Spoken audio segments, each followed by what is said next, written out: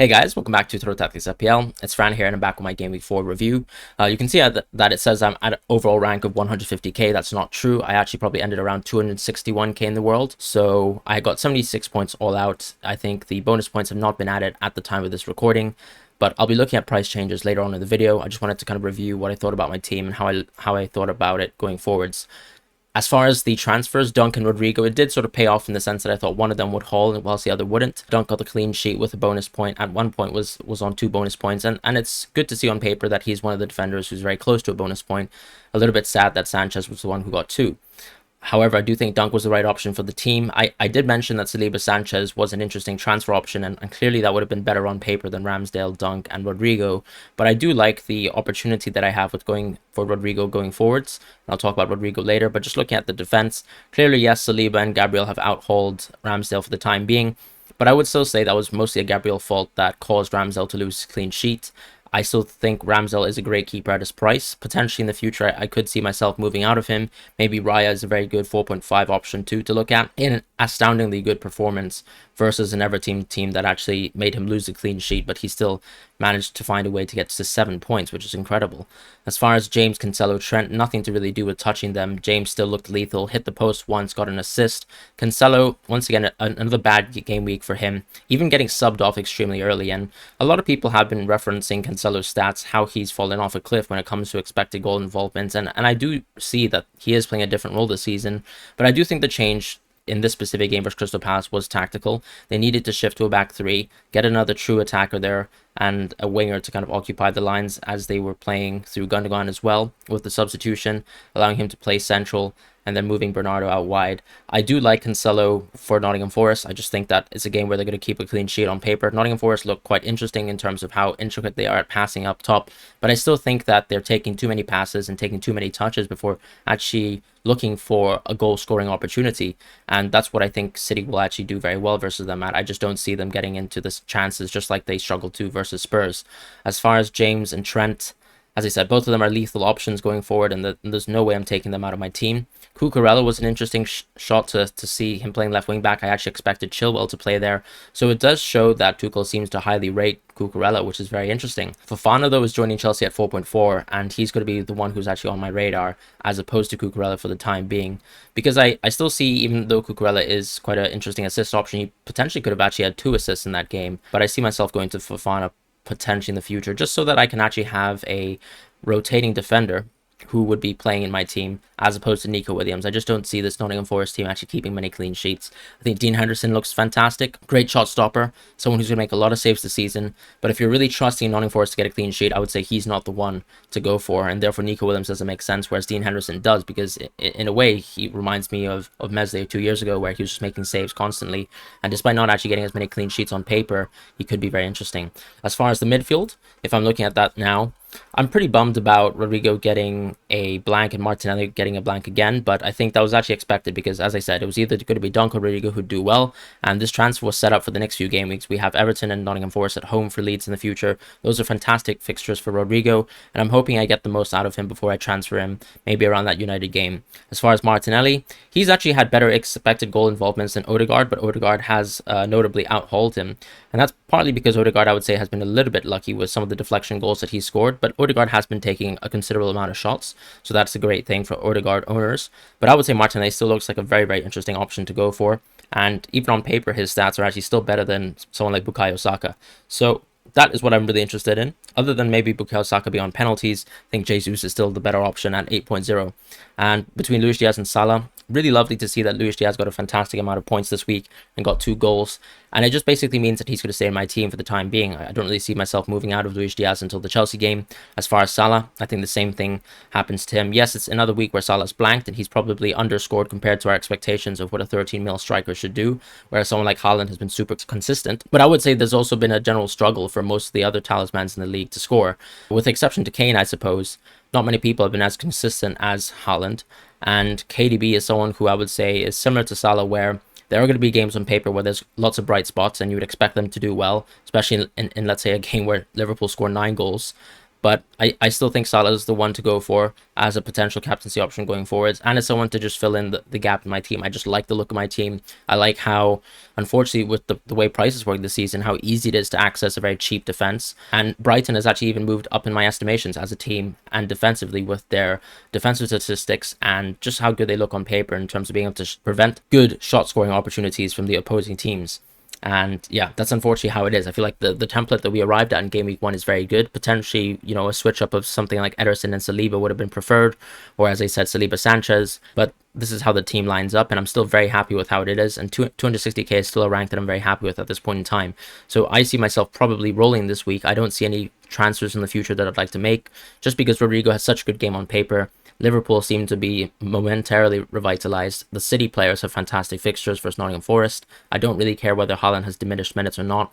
As I said, he's someone who versus Nottingham Forest in 30 to 40 minutes could get fantastic goals. I think Pep might even be swerved by that recent performance versus Crystal Palace. I think he deserves another start. We'll see how fit he is for Nottingham Forest. Maybe that will change our minds. But with James and options like the Arsenal players, I just can't see myself moving off of them for now. Southampton's still quite an interesting fixture for someone like James, who's so attacking. And going forwards, I think if you're in a similar position to me, and you, let's say, have 2 free transfers, I think Archer to Stansfield is an interesting transfer. Another way to burn a transfer is something like Gabriel to Saliba if you want to free up cash for your team. But I would say the template has been quite set. You might want to look at gap filling some spaces in your team, such as getting Fofana into your team potentially a little bit earlier than most, but otherwise I would say the template's very set. And for example, some Trippier owners, some people who are moving into Newcastle assets early, you could obviously get Andreasen this game week, who could be a little bit more interesting. I expect Liverpool to score at Anfield versus Newcastle, and that's pretty much how things stand. I'm quite happy with the team as it is, and it's probably going to be a roll. So I wanted to actually discuss price rises too, just because there wasn't really much to talk about when it comes to my team and my plans on paper, because it really is going to be a roll in my opinion. I wanted to talk about Odegaard and the movement there. I think Odegaard is a little bit of a casual move this week. I have to be completely honest and say I think he's outscored his expected goal involvement a lot.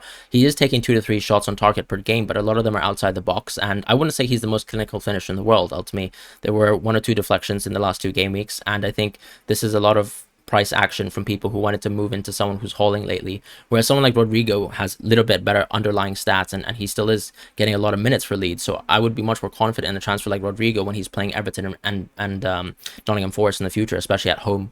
And that's why I like Rodrigo a lot more as a kind of move this week into someone at the 6.3 to 6.5 price bracket. I talked about Martinelli briefly on my team. It just makes a lot more sense for me to own Martinelli than Odegaard for now. Congratulations, of course, to people who have benefited from the Odegaard pick, but I would say it's a little bit of just kind of chasing points as opposed to something that I would say actually relates to any kind of expected points. As far as Saliba and Veltman, it's worth talking about these players because these are the 4.5, 4.6 players that are completely changing the game in FPL.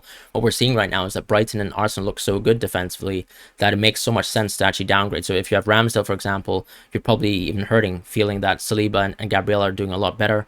If you're someone who owns Sanchez, then maybe you'd like to go into Saliba as well. It makes so much sense. If you're someone who owns Ramsdale, you're probably therefore then moving to Dunk or Veltman. And even Estupiñán, who I'm going to quickly type up and just see his price action. It's actually at 2.1. So Estupiñán, I feel like, is a little bit more underrated option because people haven't really heard much of him. He was someone who came from La Liga, but definitely a good player. He got a good amount of minutes this weekend and was getting good expected goal involvement as well. Very small sample size, but I would say he's the transfer to think about alongside Dunk. I'm not too interested in Veltman. I think he's going to be someone who's going to be subbed off a little bit more this season, and therefore this allows for opportunities for Dunk to get more bonus points over him because Dunk is going to play 90 minutes, and the same thing with Robert Sanchez. So those are better options for me than Veltman, even though Veltman's seeing the price rise.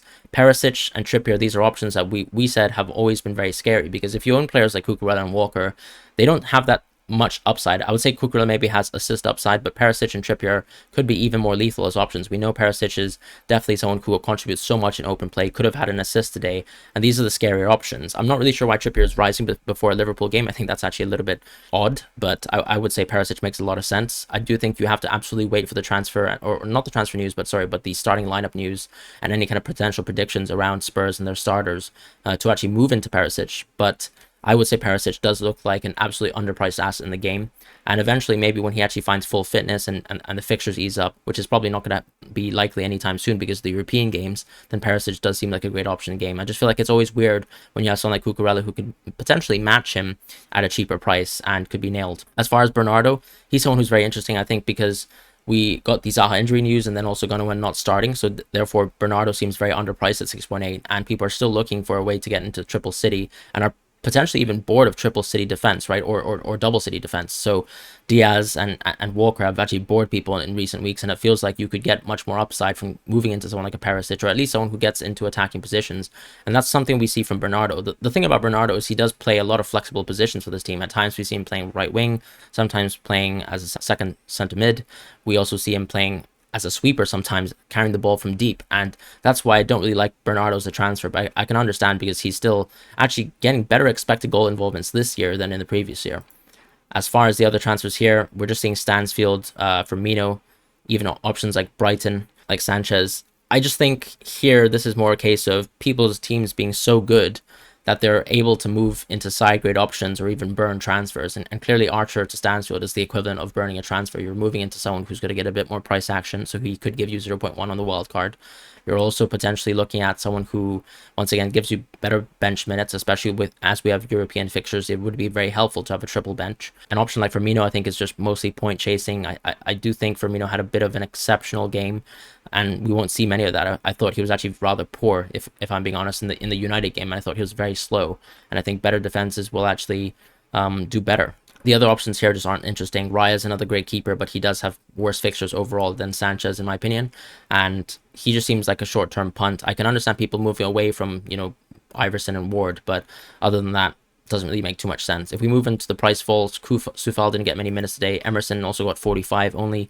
Nothing here interesting other than Zinchenko falling. Zinchenko falling is just a symptom of his injury, and Arteta not potentially speaking too much about it. So we need to see what happens there. Zinchenko is someone who got some very, very aggressive price rises recently, so I can understand how he's fallen just back down immediately. And that shows you how much of the action is now being driven by a lot of casual transfers, because I would say Zinchenko was someone who necessarily wasn't essential, but a lot of people jumped on that early because he has looked good on paper as well. But we're seeing Saliba and Gabriel just be the better options, as we kind of predicted early on. And I think that's exactly what's happening there with the price action. And that's going to be it for this week. I feel like a lot of the momentum is actually to move into the right Arsenal players, to budget down, to actually burn transfers, and nothing too significant. I don't see many people going to move out of Salah. It doesn't seem to make sense, especially when we don't see KDB or Son as imminent threats.